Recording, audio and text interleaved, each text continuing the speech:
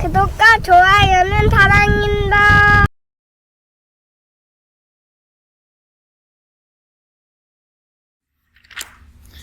누가복음 17장 11절부터 19절 말씀입니다.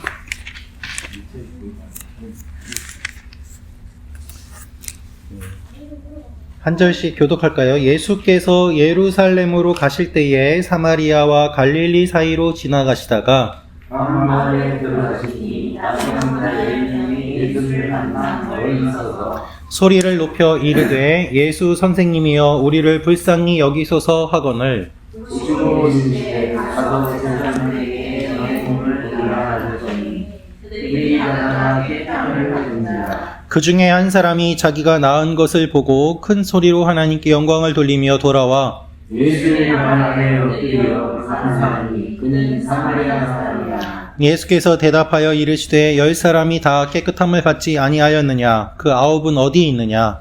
이방인의 하나님의 영광으로 거듭나고 그에게 이르시되 일어나 가라 내 믿음이 너를 구원하였느니라 하시더라. 아멘. 네, 오늘은 감사하는 사람이라는 제목으로 함께 말씀을 나누겠습니다. 여러분, 오늘은 추수감사 주일로 저희가 모였습니다. 여러분, 오늘은 추수감사 주일입니다. 사실 추수감사절은 성경에는 없는 절기죠. 미국에서 신앙의 선배들이 하나님께 감사하는 날을 정했는데 그것이 우리나라에 들어온 것이 이제 추수감사절이 되었습니다. 그렇다면 미국에서 시작된 것이고 성경에는 없는데 왜 이걸 지킵니까? 라고 물어볼 수 있을 텐데요. 의미가 없는 것이 아닙니다. 한 해의 수학을 마무리하는 시간을 맞이하면서 또 우리가 1년의 마지막을 가까이 맞이하게 되면서 한 해를 돌아보고 감사할 것들을 찾는 것은 매우 중요합니다. 어떻게 시간을 보냈는가 우리가 돌아보지 않으면 우리가 의도적으로 이 시간을 거꾸로 생각해서 우리가 복귀하지 않으면은 잘 모른 채 지나가기 때문입니다. 하나님께서 어떻게 하셨는지를 잘 모르게 되고 또 하나님께서 어떻게 도와주셨는지를 모른 채 지나가게 됩니다. 그래서 하나님께서 하신 일들을 의도적으로 생각하고 감사하는 것, 그것이 추수감사절의 의미라고 할 수 있을 것입니다. 우리가 추수감사절의 의미 생각할 때 그 유래를 아는 것도 중요하지만 의미를 먼저 생각하고 우리가 하나님께 감사할 것들을 찾으며 돌아보는 것이 더 중요할 것입니다. 오늘 말씀을 보면은 누가복음 17장 11절에서 19절 말씀, 10명의 나병 환자, 즉 한센병 환자들이 있었습니다.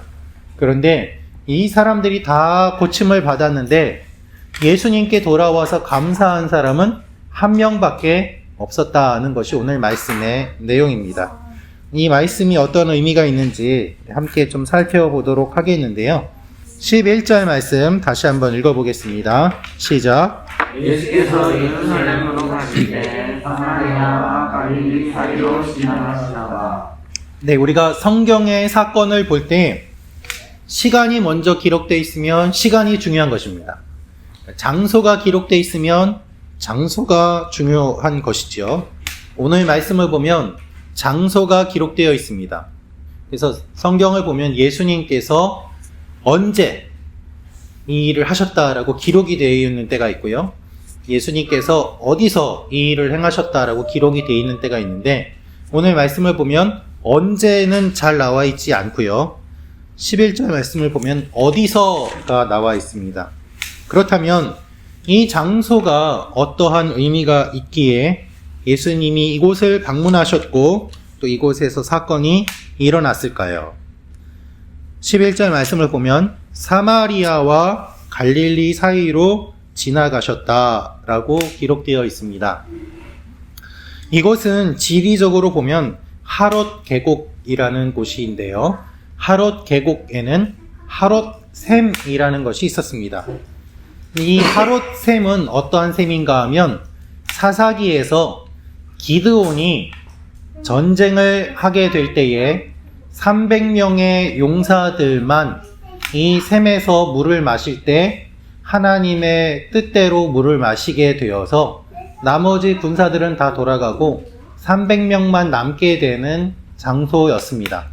즉, 적과 싸우려면 한 명이라도 더 많은 군사가 필요한데 하나님께서 300명만 남기고 다 돌아가게 하신, 어떻게 보면 믿음의 시험의 장소였던 것이지요.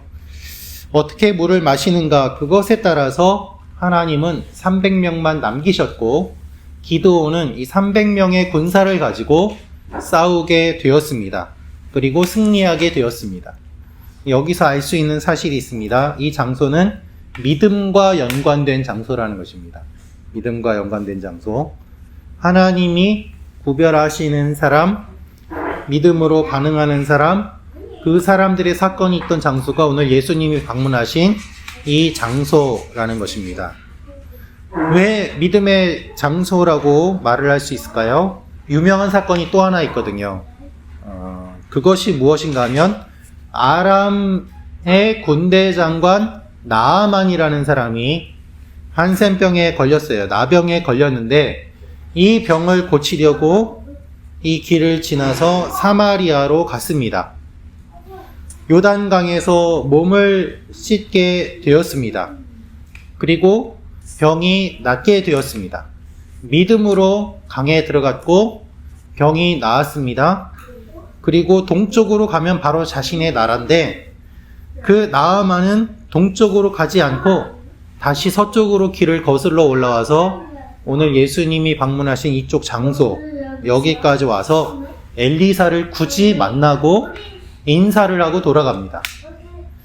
그러니까 나아만이 나병에서 고침을 받았는데 나아만이 굳이 돌아가지 않고 하루 길을 다시 돌아와서 엘리사를 만나고 감사 인사를 한 사건. 오늘 말씀하고 비슷하죠. 그 사건이 일어난 장소라는 것입니다. 그런데 나아만이 오히려 돌아갈 때에 엘리사의 종 게하시가 돈 욕심을 내서 나에게 돈 좀 달라고 하고 그것이 들켜서 결국 그 벌로 나아만이 걸렸던 한센병, 나병이 게하시에게 걸리는 일이 일어납니다. 오히려 이방인은 고침을 받았고 엘리사의 제자는 나병에 걸리는 일이 일어났던 것이죠. 자, 이러한 사건들이 있던 장소인데 여기에 오늘 예수님이 오셨고 이 역사적인 일들이 있었던 그 일이 마치 종합적으로 일어나는 것처럼 오늘 말씀에 일어나게 됩니다. 믿음의 장소, 감사의 장소, 기적의 장소, 그리고 욕심으로 나병에 걸린 장소. 사마리아 지역이기 때문에 유대인이라면 꺼리는 장소지만 예수님은 굳이 방문하셨고 이곳에서 사건이 일어나게 되는 것입니다. 예수님께서 마을로 들어오실 때요, 나병 환자들이 예수님께 소리를 칩니다. 이들을 보면은 한 명이 아니라 몇 명이죠? 10명이에요. 10명. 우리 12절 13절 말씀 같이 읽겠습니다. 시작.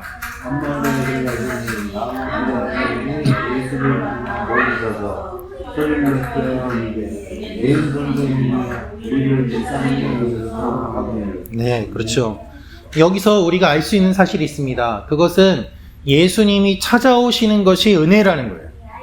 이 10명이 예수님을 찾아간 것이 아니라 10명이 있는 곳에 예수님이 지나가시게 되었습니다. 여러분, 예수님이 오시지 않았다면 이 사람들은 예수님께 소리칠 수도 없었을 것입니다. 예수님을 만나는 것, 예수님이 찾아오시는 것이 은혜입니다.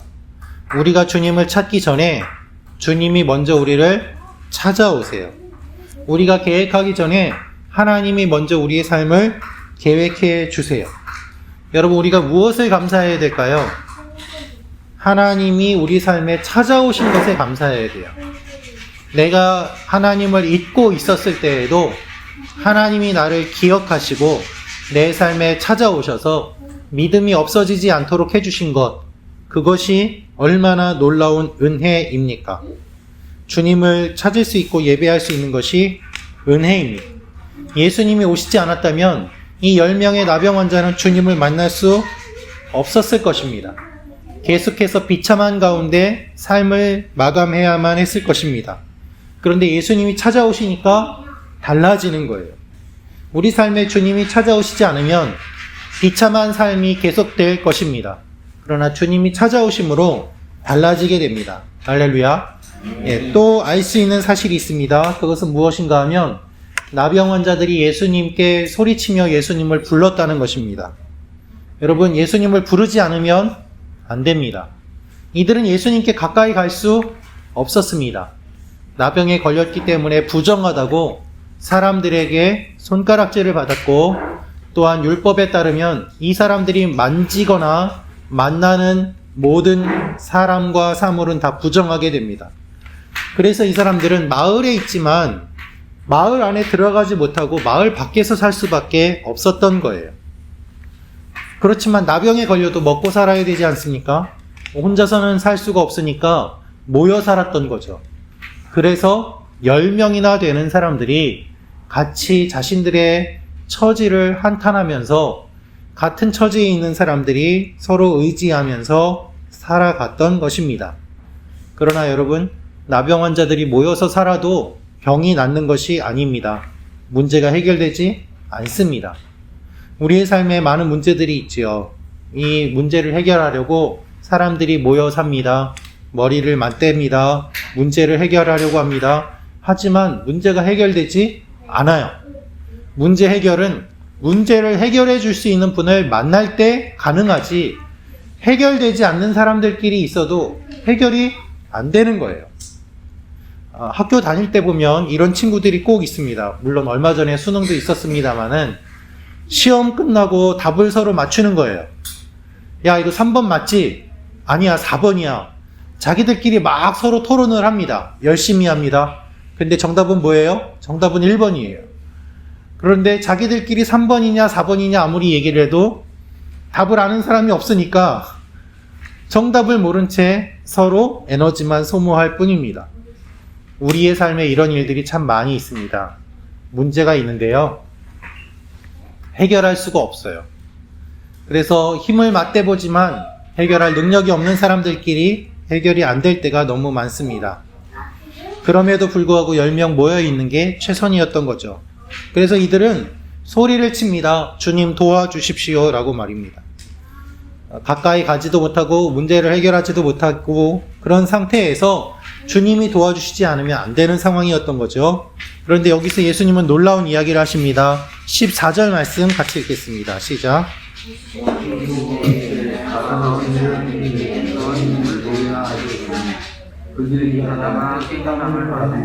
그들이 가다가 깨끗함을 받은지라. 예수님 말씀하세요. 제사장에게 몸을 보여라. 율법에 따르면 나병에 걸린 사람은 완치 판정을 누구에게 받는가? 제사장에게 받습니다. 그래서 제사장에게 완치 판정을 받으면 제사장이 완치 판정을 해준 것을 가지고 마을에 돌아와서 살 수 있고 가족들과 함께 지낼 수 있었습니다. 이 사람은 부정하지 않다, 이제 다 나았다 라고 판결을 받았기 때문이죠. 그래서 예수님은 제사장에게 가서 몸을 보이라고 말씀을 하신 것입니다.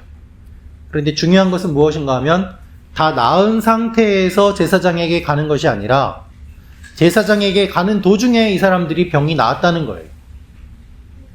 그렇죠? 예수님이 고쳐주셨으니까 가라 이것이 아니라 가서 보여라 말씀하셨거든요. 그런데 나병 환자들이 예수님 낫지도 않았는데 어떻게 갑니까? 가서 무시당하거나 쫓겨나면 어떻게 됩니까? 가서 돌에 맞으면 어떻게 됩니까? 이러한 비난과 조롱과 위험을 감수해야 되는데도 이 사람들은 갔습니다. 예수님 그냥 가라고 하셨기 때문에 간 거예요. 여러분, 여러분이라면 가실 수 있겠습니까? 쉽지 않습니다. 그런데 환자들은 갔습니다. 속낸셈 치고 갔을 것입니다. 어떻게 보면 믿음으로 발걸음을 내딛었습니다. 어떤 일이 일어났을까요?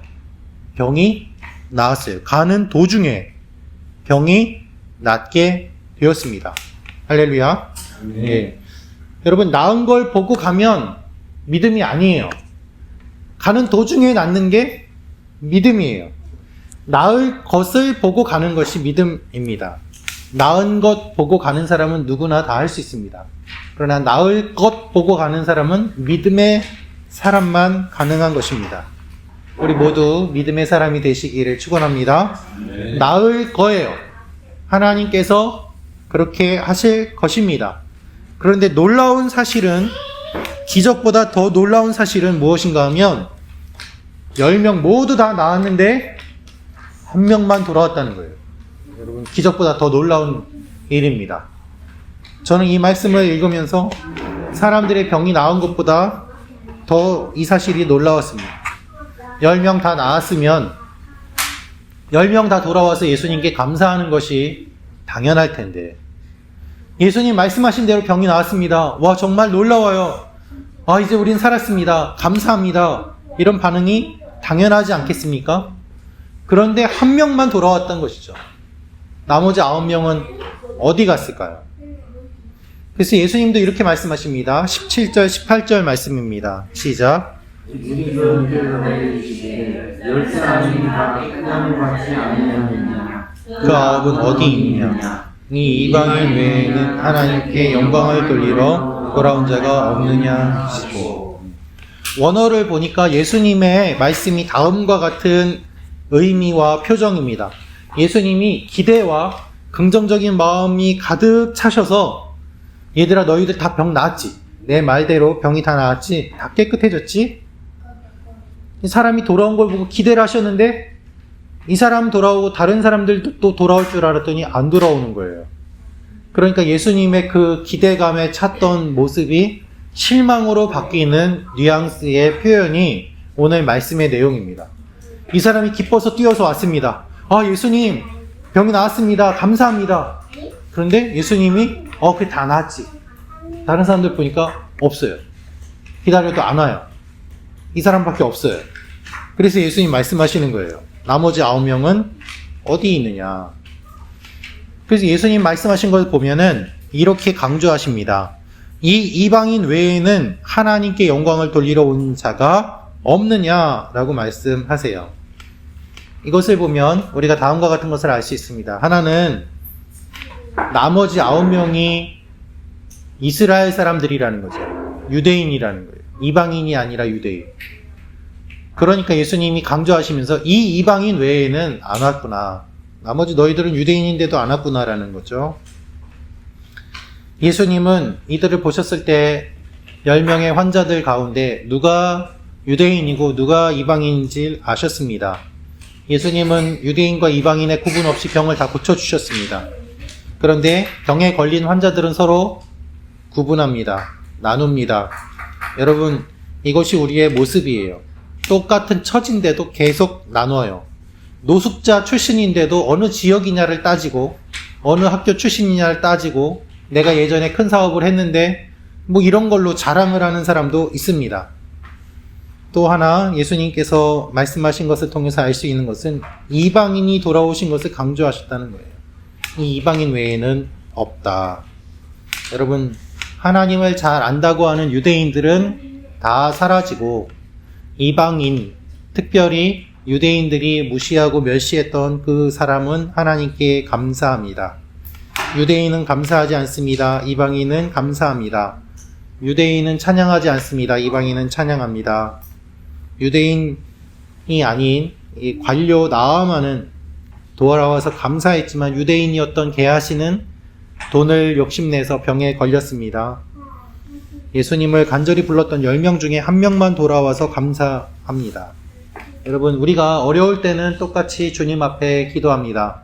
그러나 문제가 해결되면 언제 그랬냐는 듯이 주님을 잊어버립니다. 수능이 있었지만 수능 전에는 간절히 기도합니다.